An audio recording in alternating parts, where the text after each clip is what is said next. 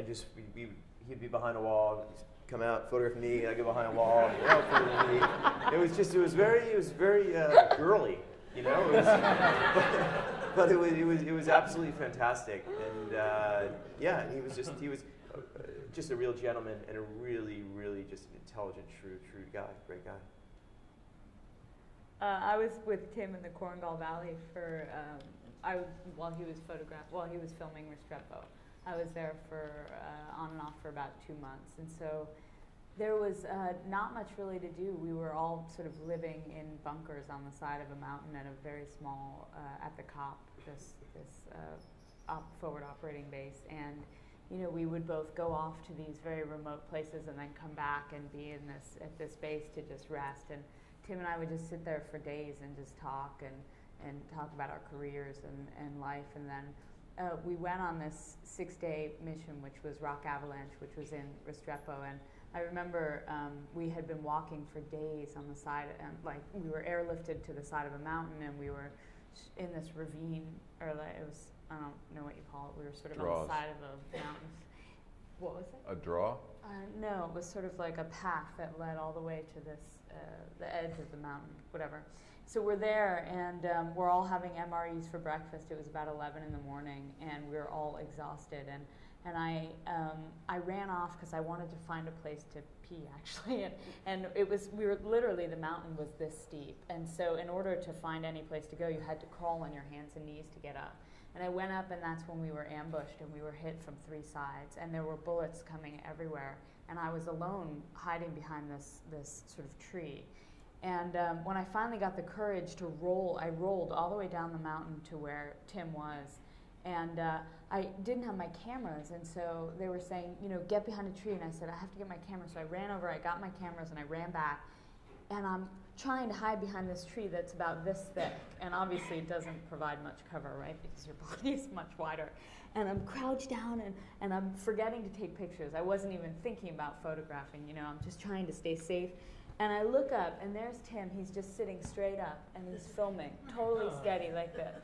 And I'm trying to like crouch behind a tree, and I'm looking over at Tim, and I just said, oh, I'm such an idiot. You know, like, who is this guy? And that was, you know, that was Tim. In, I think 1998 or 1999, I was in Kosovo, and these 2 guys show up.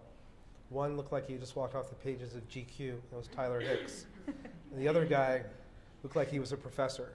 He had a corduroy jacket with patches, and it seemed like I think he was carrying around like a violin case or some sort. And I was like, who the hell is this guy?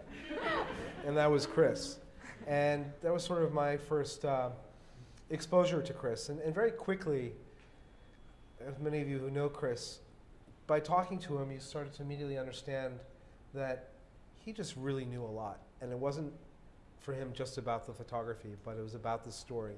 And he knew the story, and he knew the people.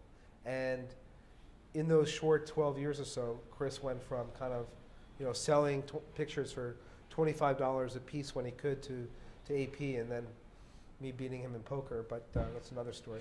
But to being one of the premier photojournalists of our time. And it was really a combination of his photographic skills and his dedication to the story and the people, I think, that really brought Chris up to the top of his craft. And that was just, you know, from day one. One more question?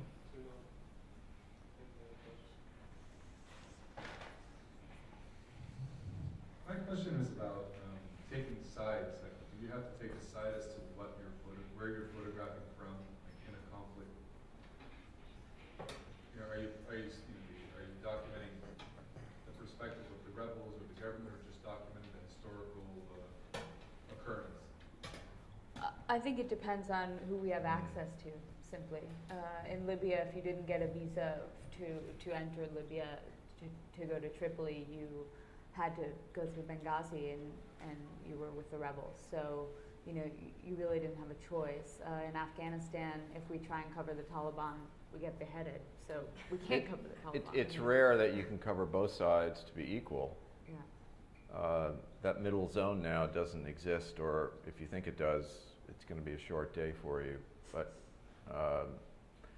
You do try to remain as neutral as possible. Access is your priority in a lot of these situations. And I think you had a bit of both sides in Cairo. You were able to at least see the other side. Yeah, Whether you or were able not- to spend a little bit of time with the pro-Mubarak people until they decided they wanted to kill you, and then you had, Right. you had to leave. It was very, very short windows. I think the key when you're doing this is to be fair, to represent what you're seeing properly. And so if you're with the rebels and they're committing war crimes, I would expect Lindsay would be taking those Be photographs. fair and accurate. Yeah.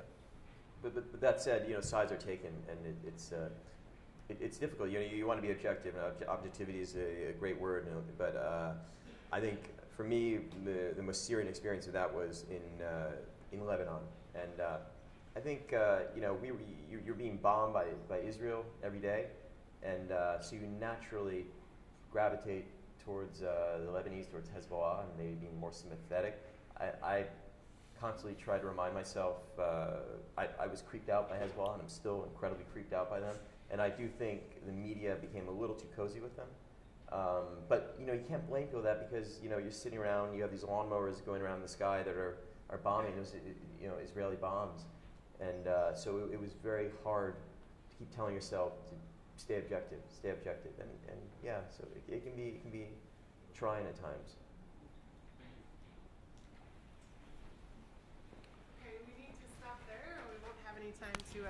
We won't have any time to eat if we don't stop. So thank you again to all.